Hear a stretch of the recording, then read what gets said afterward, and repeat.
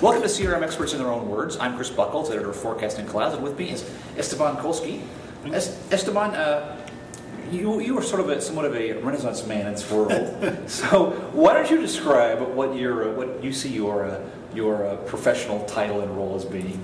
That's funny. I've never been called Renaissance yet, so this is the first one. So I appreciate that. So I have a hard time describing myself because people ask me that question all the time, and I say I'm an independent CRM analyst, and they're like, "What does that mean?" Well, I'm an analyst, do CRM, independent. In reality, what it means is like I spent half my life as a consultant and half of my professional life as an analyst. I work for Gartner. I like the job so much. I just had some conditions to my employment in Gartner that I didn't agree with, and the freedom that I had to do certain things, and the opinions that I could have, and how I presented my research. So I decided to go on my own. So I'm basically doing the Gartner job as a non-Gartner analyst. I mean, Gartner train and race on my own. Now, having a role like this, which is basically you define it yourself, means that you have the ability to sort of extend your view of things beyond the typical parameters that an analyst might be confined to. How vital is that in getting a real picture of what's going on with CRM and especially social CRM?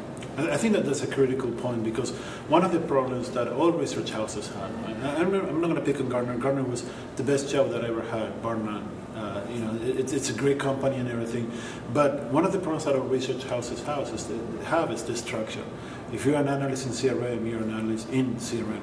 You cannot go over to the side, you cannot go over to that side because somebody else is covering it. Mm-hmm. So, I have a much broader interest in just one element, and I like to look at it in the whole ecosystem in which it operates. CRM managing customer relationships is much more than managing the customer relationship. Yeah. So this gives me a lot of latitude to look at it from the different parameters and say, if I were to be an enterprise, how would I approach CRM? Not for CRM, but as a solution to my overall problem.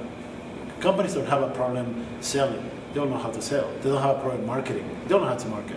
So it's about how do you actually integrate this in the whole ecosystem, how do you make it work? And that's what I'm having a lot more latitude now to work with, and that's where the value that I bring to my clients is basically understanding how it all fits together at a much bigger role than just CRM.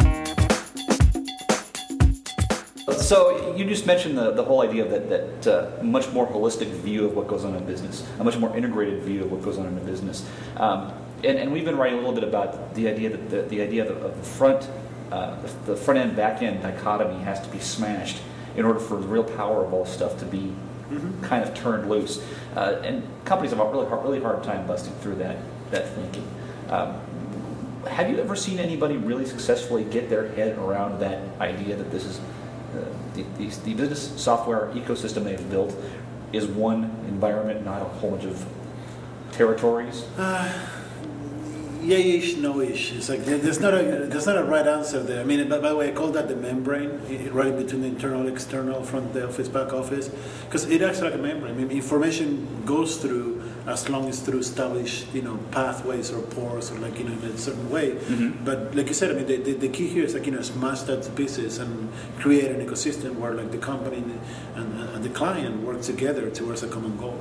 And have I seen anybody doing that successfully? No, but I've seen a lot of people trying, and there's some good implementations. I mean, for that actually, here's the interesting thing.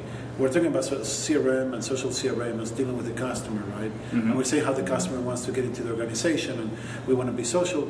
But the true membrane-busting implementations, if you may, will come today from Enterprise 2.0 projects. So if you go and start looking at some of the companies doing what we label Enterprise 2.0, which is the social business aspect of the internal aspect of social business, then you're going to see more projects with actually reaching out to the customers and bringing them into the company.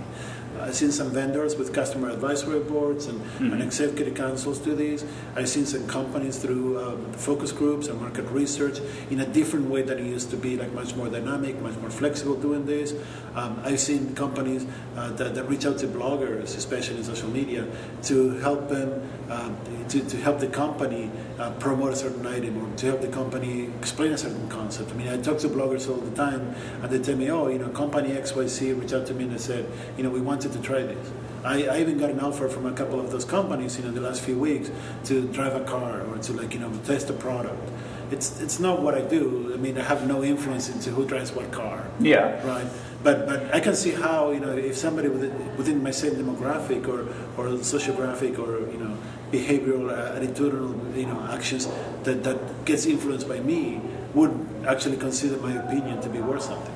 And that's the whole concept of social marketing, right? So I mean, we start to see some of those companies kind of come from the inside into the outside and bring the customer inside and share the goals and share the purpose and make it as a project where the customer is one more part in the wheel. And it works really well for some companies. Some of them completely miss the mark, and all they're trying to do is just use the customer as an extension of a megaphone. Essentially, that doesn't work. Right. So. By the way, we're at the Gartner 360 customer 360 event. In one of the sessions, it sort of occurred to me that one of the aims almost is to make the organization, the company, behave more like an individual person, have characteristics of an individual person, which is funny because when you talk about things like branding, that doesn't seem to apply to a person so much as to an organization. So you're trying to strike a happy medium and create a new persona for what a business exposes itself to the world as. Which is a really bad idea, because a business will never be personal. Right. Business hires people that they connect at a personal level, but it can never be personal. I mean, how do you represent, any brand?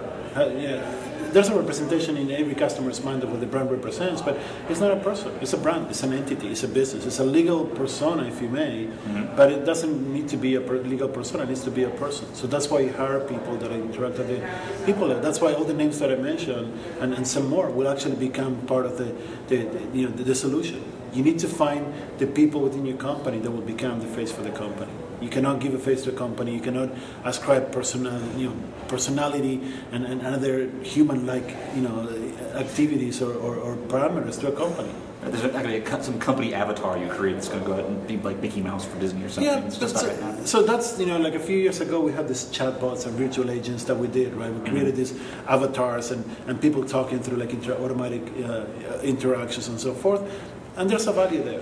But you need a person. You don't need, anybody dressed as anything else. You need an actual person. I mean, I talk to a lot of people in this industry, and one of the people that struck me as the most intelligent, which is Kira Swisher. She was at Intuit. She ran the Intuit communities for a while. She said, I took the job and I decided that I couldn't be Intuit. I had to be a person. And and Frank Alliance from Comcast did the same thing, and Scott Montes did the same thing, and every single person that I talked to who was a person, I said I couldn't be the company. I had to be a person. I had to I had to have kids, and I had to have life experience, and I had to have things happen to me, and so forth. And all these things that happened made me a person that people could relate to. People trust people. People don't trust companies. That's the bottom line. Yeah, so if you had some advice for somebody who's thinking of doing something to be more social as a company, as an effort to reach their key customers, you'd probably say something like, if you're doing a blog, make sure the person who's writing the blog, who's communicating with the customer, their face is on there, they're an identifiable person, and they're a distinct enough character that people can identify with them. The bottom line is in any enterprise project that you're going to do, a key concept is change management, right? And part of change management, we always say, you got to find the change agents, the people that would allow your company to change, they're going to lead towards change. Same thing here, except that we call them social agents. Find your social agents and empower them. Make them be the face of the company. If you like you say, if you're going to blog, there's got to be a name, there's got to be a face, there's got to be a personal history behind it. If you go to my blog, there's a mix of everything. I mean, a lot of it is just pretty dense stuff that nobody will ever read. But there's also a few personal interests here and there. There's some stories, there's some, it's all interspersed. I mean, people know that there's a person writing that as opposed to an organization trying to promote a message. And I think that's the key. Great. Well, Esteban, thank you for taking the time. I really appreciate it. It's my pleasure. Thanks so much. It was great. Esteban Kolsky has been our guest on Forecasting Cloud CRM Experts in Their Own Words. Thank you for watching.